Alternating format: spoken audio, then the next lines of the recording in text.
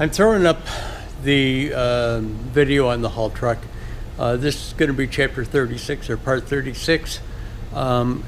It's kind of going to be put together kind of weird. It's not like my normal where I might insert video clips into it, but I'm not in the, well, I'm in the shop right now, but I'm going to actually be editing this at home. I've got a trip that I've got to make in the morning, so hopefully I can get home, download this, what's in the camera now, and put together something that's reasonable for you guys. I got some stuff in this week. The U-bolts for the front axle and the boot for the sleeper. Neither one of them, which is what I thought it was going to be. And I'll explain the boot. And I'll also explain the axle U-bolts. What I'm going to be doing here is, that's that new axle. This is a new axle, front axle that I got out of the salvage yard at the same time that I got the sleeper. And what I did is, what they had done to cut the axle off of the truck was just torch those bolts, the U-bolts that held the axle on.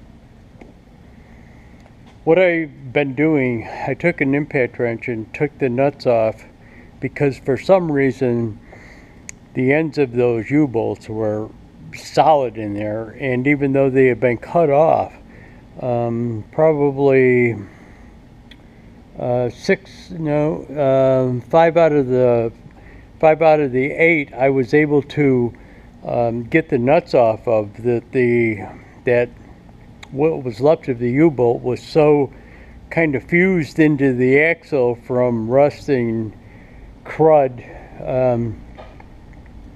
that I was actually able to impact the nut off.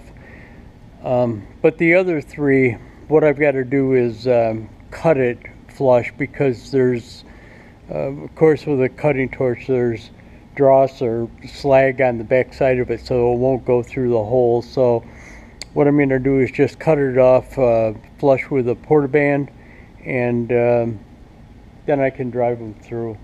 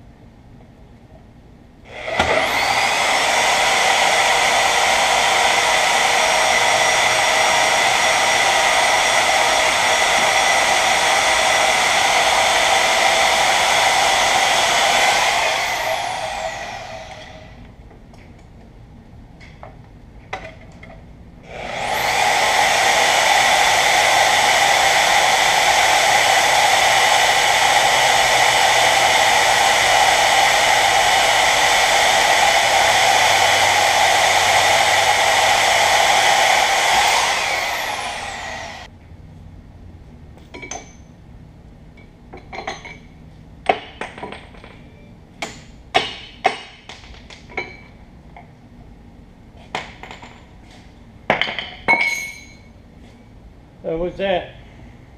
Got it.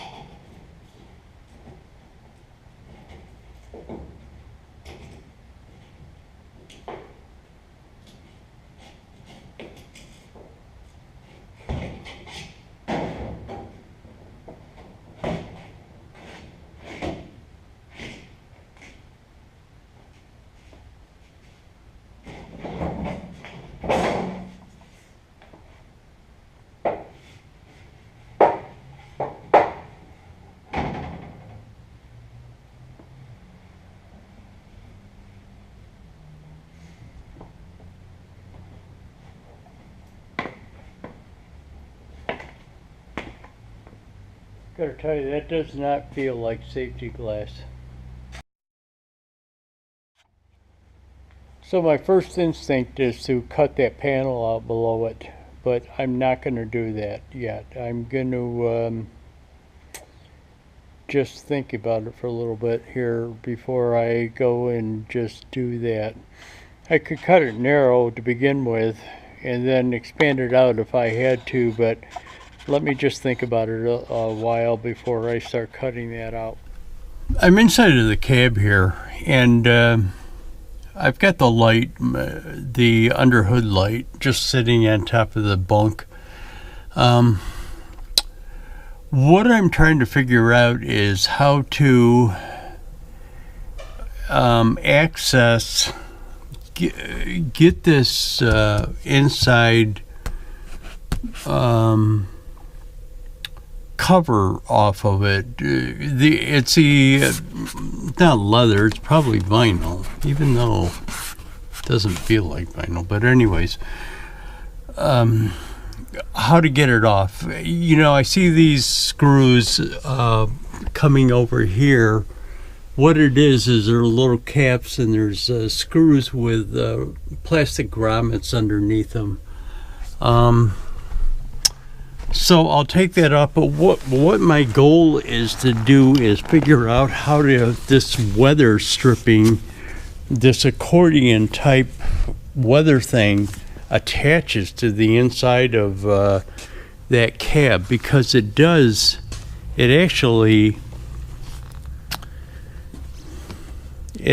looks like it seals. I guess I've got to get it and kind of reverse engineer it, so to speak, to figure out how they've attached it to the cab, the sleeper. Is it this thing? Is this thing part of that accordion thing, and it just goes, it's molded to the inside of the opening, or is there some kind of attachment underneath the not really sure, but it's all to be figured out. It's Tuesday. I just came back from that trip down to West Virginia, Pittsburgh yesterday.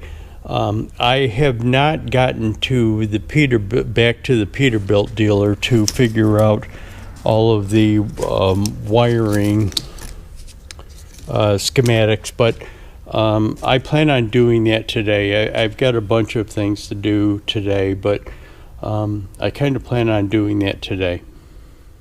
Okay, this is the back of the sleeper, and I just shot that video about the interior of the sleeper and how that accordion weather seal that attaches between the cab and to the sleeper.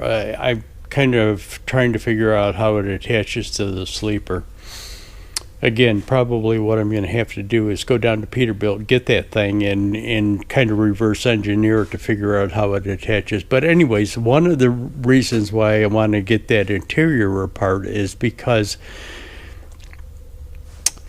these are where the cargo or backup lights went. Those lights that I kind of showed you in a previous video, and I have no reason why they took them off. Don't know why they took them off.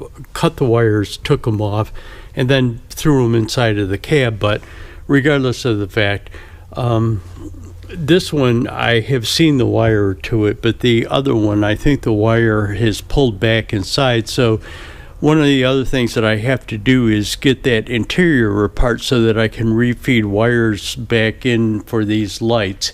The other thing that I want to do is I want to put a backup camera up there, mainly for the purpose of being able to center my gooseneck hitch up to the back of the truck when I back up to the trailer to hook it up. But it'll also be used for a camera to see what's behind me in my blind spot as I'm backing up, or even just to see behind me as I'm going down the road if I want to turn it on. But You know, I've got those two tail lights back here. I'm not sure that maybe I don't want to add a couple of more lights back here too. I'm not sure if I'm going to stay with them. Those lights are, I'll take you over and show it to you again. Here's one of those lights, and I can tell by the weight of it that this is a plastic, a molded plastic, a chrome plated molded plastic.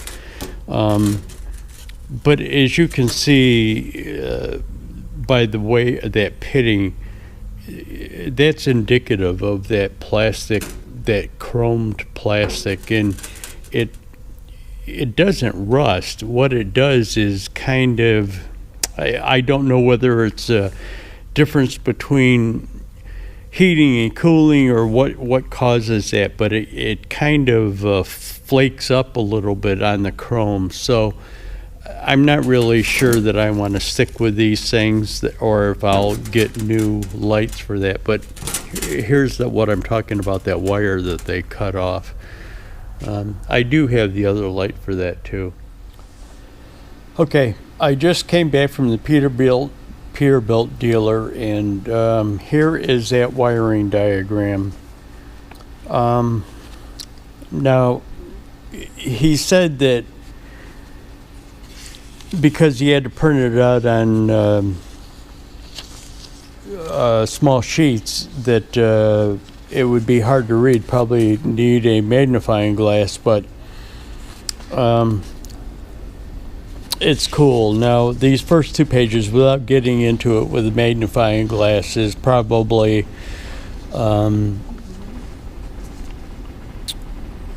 yeah, I really can't tell anything, but here's a diagram of the connectors, those 4 connectors that are in there going to it, and they are labeled. Now, to get to the labels, I probably have to go back to, to this. You see, there's the 4 pins here, 4 connectors, and they are labeled. Now, I know that it's hard to see, and I'm not really sure if the light will blow you out, but I also got the, they call it a boot. It was kind of expensive, but I kind of expected that from a Peterbilt dealer. You know, I don't know how much boots are, but it was $450. Anyways, got it. I'll bring you back as I get into it. So the other thing about that Peterbilt dealer was I give him that VIN number. The guy plugged it in, and 2 seconds later he says, oh yeah, 2005 379. So I says, what? And he says, oh, that's what the sleeper's off of, a 2005 379 Peterbilt. So that was pretty cool. Got that 2005. Now this seems to be a reoccurring number. That's the 2005 is what the rear axle was out of. That rear axle that I bought from the salvage yard. So for some reason 2005 keeps reoccurring here. Okay, the front axle, as you remember, I ordered U-bolts for it. The issue is they don't fit. I ordered them 5 inches, and that's kind of nice. Hang on, let me take you over to the axle.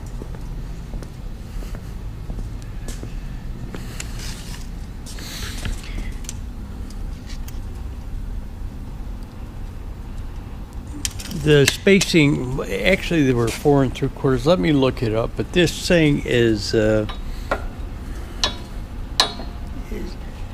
isn't either one of the measurements. I'll have to look it up, and I'll bring you back when I see the order. But even if you measure inside, it's 5 1/8, and the center is 5 3/4. Not sure what's going on. Let me look up that order, and I'll bring you back. Okay, so this is a boot from Peterbilt. Packard. Well, Packard is Peterbilt, or I think it's actually Kenworth too. But you know, I kind of said in a previous video that I would get this thing and kind of reverse engineer it, but now that I've got it, I have no idea how this thing attached to begin with. I was kind of thinking that I was going to get this thing. I kind of envisioned it as being wider to begin with more like pleats in it and screw holes or something through it. But apparently that's not the case. So what I've got to do is I'm going to have to pull that interior apart on the sleeper to kind of figure out how the original one was installed. As you've probably seen from previous videos, they just cut it off. So the remnants of the inside should still be in the cab underneath the trim work or the interior trim.